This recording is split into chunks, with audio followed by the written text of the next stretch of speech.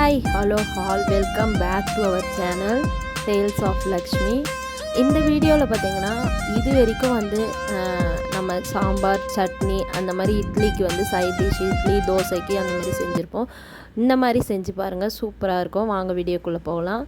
அதுக்கு பார்த்திங்கன்னா நான் எண்ணெய் ஊற்றி கடுகு போட்டு அது கூட சோம்பு உளுத்தம்பருப்பு போட்டு வறுத்துட்டு வெங்காயம் வந்து இந்த மாதிரி நீல வாக்கில் கட் பண்ணி வச்சுக்கோங்க. அதையும் சேர்த்துக்கலாம். பூண்டு வந்து இடித்து எடுத்துருக்கேன், அதையும் சேர்த்து கொஞ்சம் ப்ரௌன் கலரில் ஆகிற வரைக்கும் நல்லா நம்ம வந்து வெங்காயத்தை வந்து வதக்கிக்கலாம்.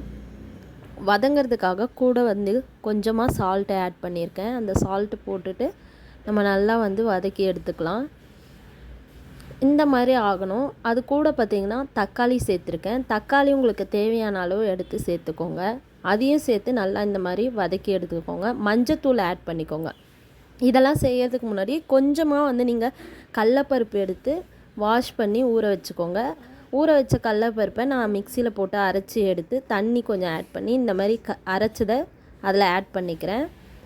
இதை ஆட் பண்ணும்போது கேஸ் வந்து ஸ்லிம்மில் வச்சுட்டு நீங்கள் நல்லா அதை வந்து மிக்ஸ் பண்ணி விடுங்க. ஏன்னா வந்து நம்ம ஹை தூளை வச்சிங்கன்னா அது கெட்டியாகிடும். ஏன்னா கடலப்பருப்புன்றதுனால கெட்டியாக தான் செய்யும். உங்களுக்கு தேவையான அளவுக்கு எந்த கண்டென்ட்ஸில் வேணுமோ அந்த மாதிரி வச்சுக்கோங்க. ஃபைனலி பாருங்கள், இந்த மாதிரி தான் இருக்கும். பச்சை மிளகாவும் சேர்த்துக்கலாம், நான் சேர்க்கலை. இந்த மாதிரி சேர்த்து ஆட் பண்ணிங்கன்னா இட்லி தோசைக்கு சூப்பர் காம்பினேஷனுங்க. இனிமேல் சட்னி சாம்பார் அதுக்கு பதில் இந்த மாதிரி செஞ்சு பாருங்கள். இதோட பேர் வந்து பாம்பே சட்னின்னு சொல்லுவாங்க. கண்டிப்பாக ட்ரை பண்ணி பாருங்கள், டேஸ்ட் வேறு லெவலில் இருக்கும்.